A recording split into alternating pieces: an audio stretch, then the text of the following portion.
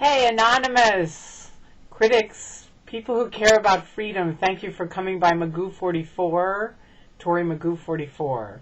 Anyway, thank you all for your great, wonderful comments to my video on I Love Anonymous. I really appreciate it. The people that I know in Anonymous have been absolutely kind and fantastic. And if any of you want to see what they really did on the picket, if you haven't seen it, you weren't there, go see the video on interbulation.org, because it really is an excellent example of what thousands of people that were part of Anonymous did. Now, I know the Church of Scientology is now running their little injunction thing in Clearwater. I was part of the original injunction thing. Just so you have a little history on it, the Church of Scientology in the 90s locked a woman named Lisa McPherson into a room, okay, for 17 days. And she ended up dead.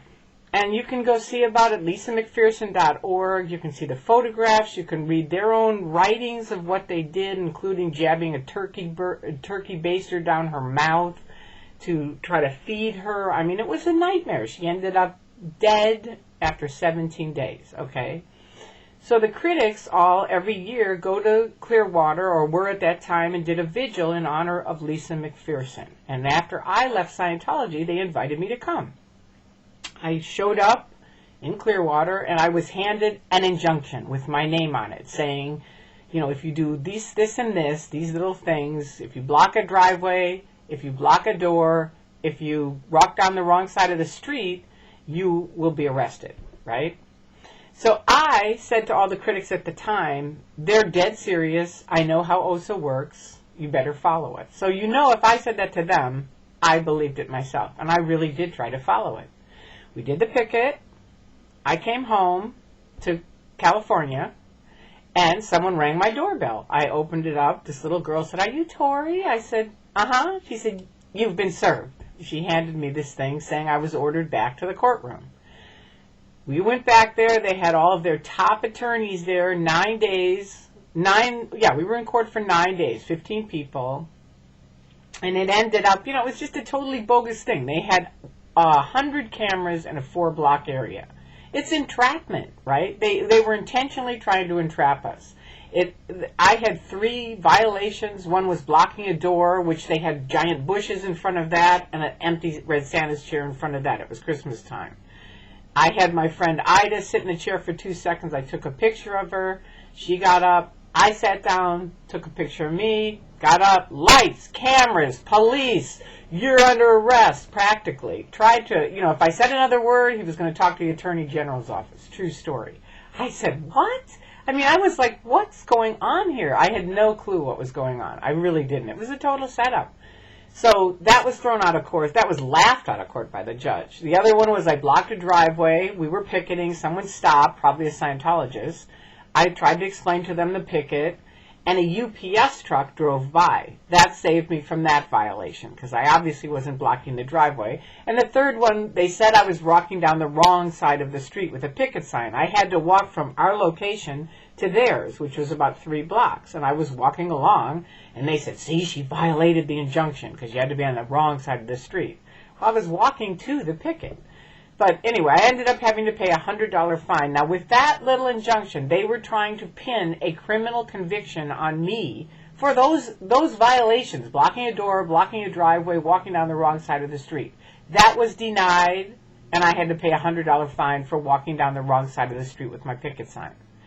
But I will tell you this. After we left, Scientology went into the courtroom and made that injunction permanent for the rest of our lifetimes. We never got to say anything about it. They just went in, made it permanent, and that in itself is ridiculous. Now they've got an injunction out against Anonymous. You know what? We're going to have to see where the chips fall on this. I have told you guys since the beginning, these guys are dead serious. I also know they are liars. They will make up their own lies about anything if they have to nail someone. They lied about me for 7 or 8 years, consistently, over and over and over. So the truth is this, you all know who you are. You know the good deeds you've done. You do have a right to free speech. I thought I would read you. This is an interesting thing. Have you ever wondered what happened to the 56 men who signed the Declaration of Independence? 5 signers were captured by the British as traitors and tortured before they died. 12 had their homes ransacked and burned. 2 lost their sons serving in the Revolutionary Army. Another had 2 sons captured. 9 of the 56 fought and died from wounds or hardships of the Revolutionary War. They signed and they pledged their lives, their fortunes, and their sacred honor. And then it goes on to tell what kind of men they were, which were various different kinds of men. And, many, many people for all of our lives have stood up for free speech for all of us so that we have this freedom today. And I'm very proud of the people in Anonymous who have stood up and spoken out for free speech.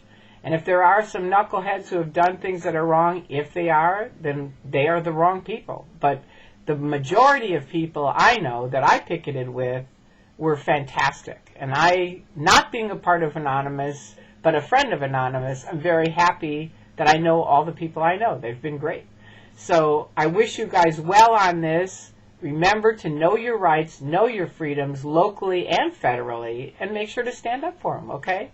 And I will talk to you all soon.